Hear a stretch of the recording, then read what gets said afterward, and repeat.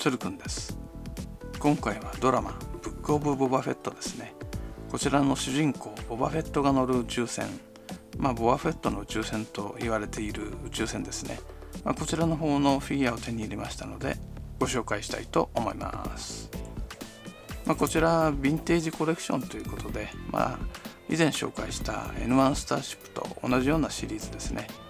少し高級感のあるフィギュアというようなイメージなんですかね。こういったシリーズのフィギュアになっています。ボックスの方ですが、表はこちらが主人公のボバフェットが乗る宇宙船の方ですね。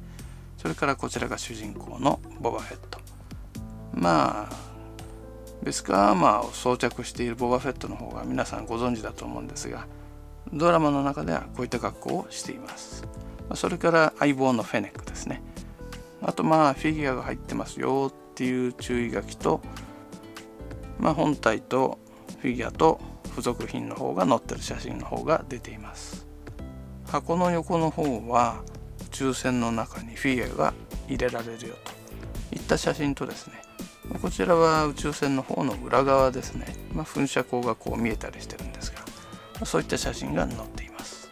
こちらの方には宇宙船を縦にこうディスプレイした時の写真ですね。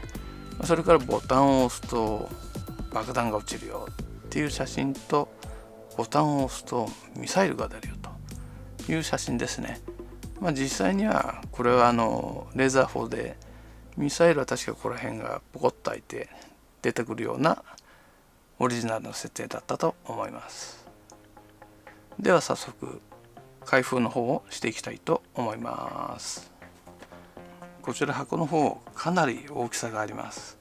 では開封をします。出すのがしんどいですよ。でかいですね。おっと、こんな形で本体の方が入っています。細かい部品はこういった紙袋の方に入ってます。こちらはレーザー砲ですね。レーザー砲と両サイドのウィングの方ですね。こちらの方が入ってます。あと爆弾の方ですね。こちらの方も入っています。こちらマニュアルが入っているのと、あとシールが入ってましたね。これは機体に貼るのかな。それから謎の箱が一つ。こちらボバフェットのフィギュアの方が入っています。よいしょ。こ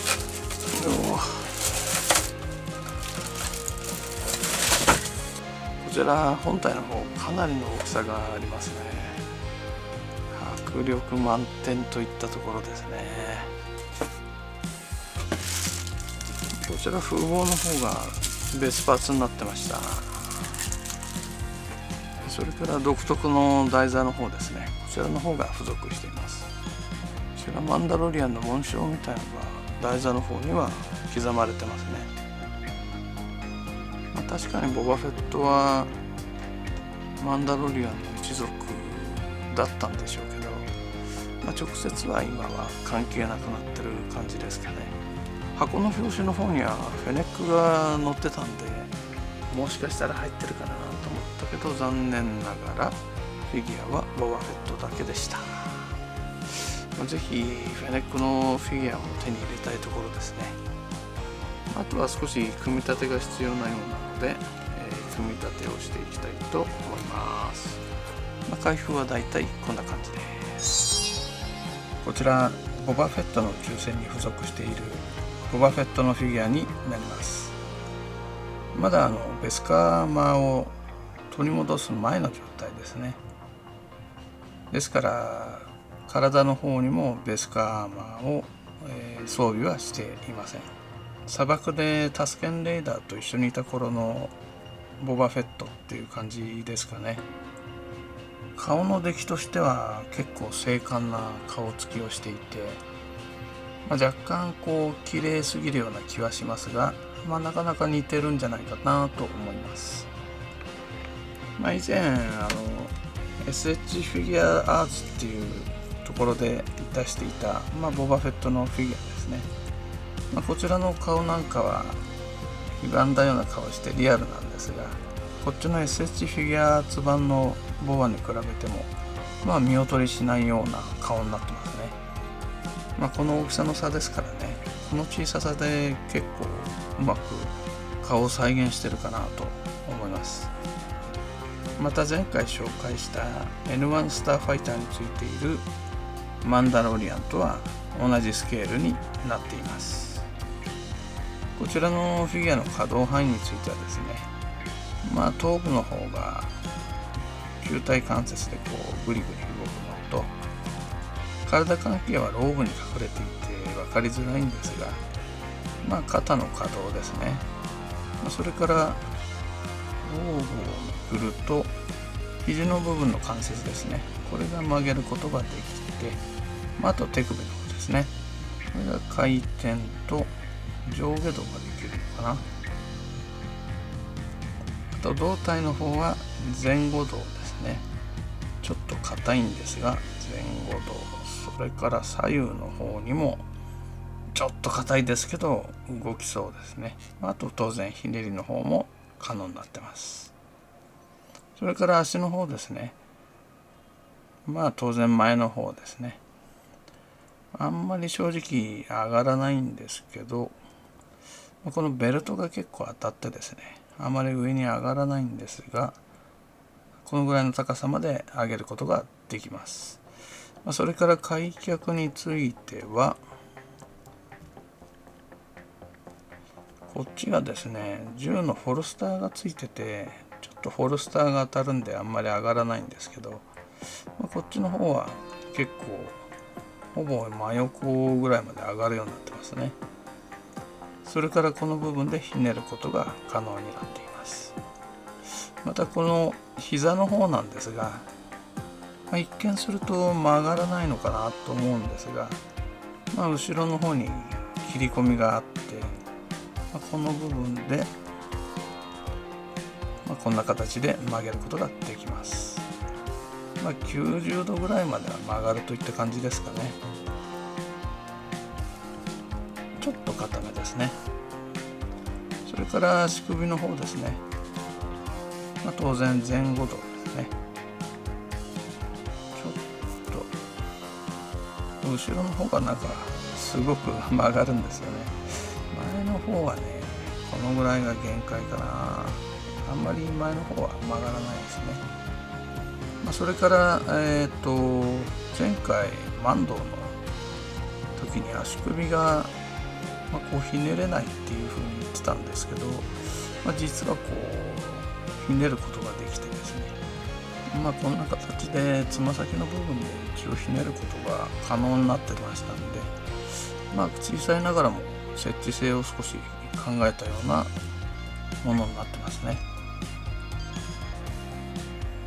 この大きさでよくやるなっていう感じですね。それから装備品の方なんですが、こちらのライフルの方ですね。ライフルの方が一丁ついてます。こんな風に肩にかけることが可能になってます。当然手の方にも持たせられることが可能になっています。ライフルの方、こんな風に手に装備することも可能になっています。それからタスケンレーダーの杖の方ですね。こちらの方も付属しています。ちゃんと肩掛けの紐がついていて、ライフル同様ですね、肩の方にかけることができます。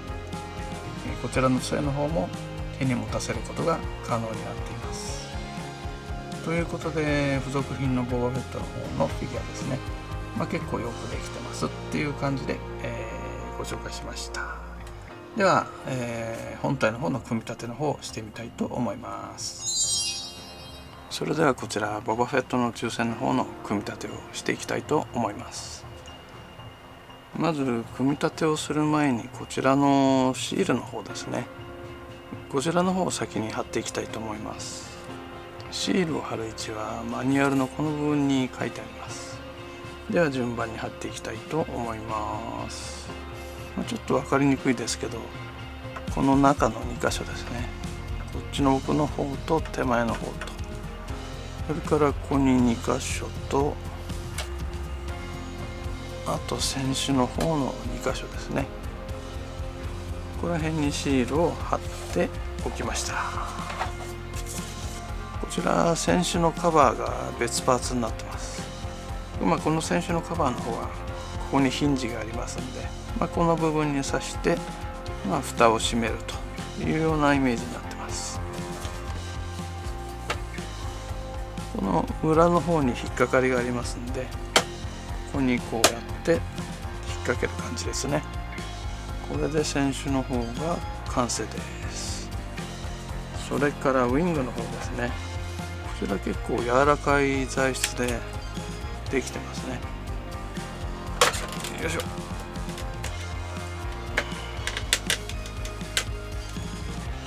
結構硬いですね。それから反対側ですね。よし。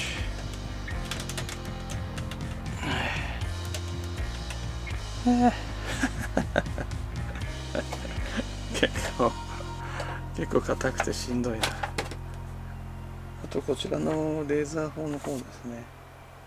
こんな感じかな。本体の組み立てはこんな感じで、1箇所、2箇所、3箇所、4箇所、5箇所ぐらいですかね。部品をはめるような感じで組み立てが終わりました。では少しギミックの方を見てみましょうか。このキットは映画の帝国の逆襲の頃ですね、初めて出たキットで、当時もケナー社から出ていたキットなんですが、基本的にはその本体を利用して若干塗装関係が変わってるということらしいんですが、当時の帝国の逆襲の頃の名残として、この風防を開けた時のこのスペースですね、ここにはカーボンフリーズされた半ソロを入れることができたらしいんですが、このキットには当然ついていません。この部分が開閉しますよということでですね、こちらのハッチが開くようになっていて、宇宙船の内部が見れるようなことになっています。実機でこういう機能はないでしょうから、このキットならではのギミックっていう感じですね。それからこちら後部のハッチの方ですね。この部分が開いて、中が見えるようになっています。もう一つこの下側ですね。この下側の部分も開いて、でこれを引き出すことが可能になっています。でここに宇宙船の内部に入っていく入り口があるということになってますね。映画の帝国の逆襲の中でカーボンフリーズされた半ソロをここからこの中に搬入していくような場面があったと思います。後部上下のハッチが開くというギミックですね。あとこちらのウイングの方が、これが着陸形態、飛行形態というふうに稼働するようになっています。で飛行形態にすると、この操縦席の方は動くようになってますね。こんな感じで機体の向きによって操縦席が上下動するようなギミックがついています。あとこちらのレーザー砲の方ですね。これが左右独立で稼働するようになっています。それからこちらの爆弾の方ですね。胴体に装備することができます。でこの横のボタンを押すとですね、いきますよ。プッシュちょっと分かりにくいですけど、ボタンを押すとこの爆弾が落ちるという風なギミックがついています。こちらのミサイルの方をですね、このレーザー砲の部分に入れてですね、押すことで発射することができます。当然これレーザー砲なんですけど、一応ミサイルの方が発射できるというギミックがついています。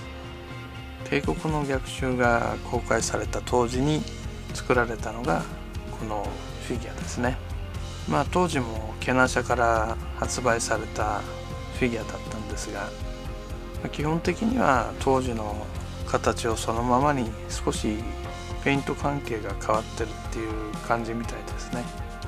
ディテールに関してはそれほど細かいというものでもないんですが、その後出たプラモデルでは、だいたいここに分割線が入ってくるんですが、この当位だとそういったものがなくてですね、一体成形されてるんですね。